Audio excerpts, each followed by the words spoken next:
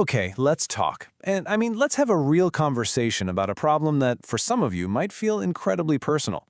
We're going to be talking about how to escape what's called the gifted child trap. You know, that nagging feeling of being completely stuck, even though you just know you have so much potential. Does this sound familiar? You feel like you've got this high-performance engine inside you, all this horsepower, all this potential, but the car is in neutral. You're just revving, making a lot of noise, but going absolutely nowhere. You're just spinning your wheels while you watch everyone else pull ahead. I mean, growing up, you were the one who just got things. Tests were easy. Your brain was supposed to be this golden ticket to an amazing life, right?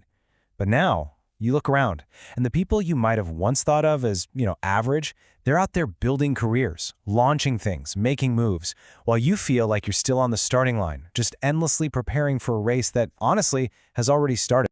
And this right here is the very heart of the problem. We're calling it the gifted child trap. And here's the big paradox, the really crazy part. That incredible intelligence you have, it isn't just an unused tool in your toolbox. It might actually be the very chain that's holding you in place. So what is this trap exactly? Well, think of it like a psychological cage that was actually built out of praise. When you're constantly told how smart you are, you start to become terrified of any situation where you might not look smart. All of a sudden, struggle doesn't feel like part of the process, it feels like failure, and so you just avoid it, and that leads to a life of inaction. So where does this all come from? The root cause is something psychologists call a fixed mindset. This is a really powerful idea. It's the belief that your intelligence is a fixed trait, kind of like your eye color, rather than what it actually is, something you build through action, through effort, through doing things. And you can see exactly where that fixed mindset comes from when you look at praise. See, when you're praised for being smart, any struggle, any challenge feels like a direct threat to your identity. Your ego's on the line. But when you're praised for working hard, well, struggle is just part of the deal. It's a necessary step, not some deep personal failing. One path makes you run from challenges. The other makes you run towards them. And the result of all this is this light switch way of thinking. It's totally binary. Either you're an instant natural at something or you're a complete failure. There's just no room for that messy, awkward, clumsy middle part where you're actually learning and getting better. For you, the light is either on or it's off. All right, so how does this all-or-nothing, light switch thinking actually sabotage you day to day? Well, it usually shows up as two really paralyzing traps that you might immediately recognize in your own life. So, trap number 1, analysis paralysis. Your brain is a supercomputer, right? It can map out every possible scenario, every pro, every con, and this feels so productive, but it's not. It's using research as a shield, as an excuse to never take that first step, because what if that first step is clumsy? You're hiding from the fear of not being perfect right out of the gate. And here's the real danger. Your brain is fantastic at calculating all the risks of trying and failing. What it completely, totally ignores is the massive, silent, invisible cost of doing nothing at all. The cost of letting another year, or maybe 5 years, just slip right by. And that brings us to the second trap, the novelty trap. You know this feeling. You love the buzz of a new idea, the puzzle of starting something fresh. But here's the thing. Every single worthwhile achievement in history eventually hits a phase of just boring, repetitive work, the grind. And that's when you check out. You're off, chasing the next shiny new idea, leaving a trail of half-finished projects in your wake. Okay, enough of the doom and gloom. That's the diagnosis. The good news is there is a very clear prescription. It's a 3-step plan called the Ego Audit, and it's designed specifically to get you out of your head and into action.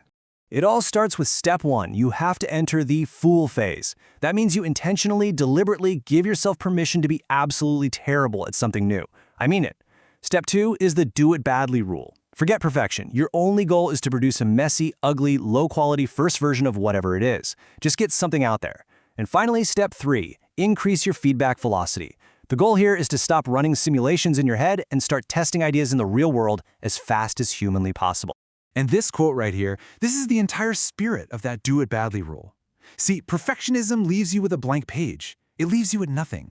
But a messy first draft, a bad page, hey, that's something you can work with. That's a starting point. That's real. Now those tactics are super powerful, but for a permanent fix, we've got to go one level deeper. This requires a really fundamental mindset shift, away from focusing on how skilled you are and toward focusing on how valuable you are. Just think about it this way. Your intelligence, your skills, they're completely worthless in a vacuum. The world doesn't reward you just for being smart. It rewards you for using that intelligence to create something of value for other people. This is the question that can change literally everything for you. It shifts the entire focus away from your ego, from protecting your identity as a smart person, and puts it onto service. It stops being about protecting your high score and starts being about actually getting in the game and being useful to someone else. So, in the end, this all really just comes down to one final choice, doesn't it? Are you going to stay comfortable with your potential, or are you going to do the hard, scary, messy work of actually building something real? You know, we love to think of our potential as this amazing asset, this trophy on the shelf. But what if we reframe that? What if your potential isn't an asset at all? What if it's just a debt you owe to yourself that can only be paid back with action?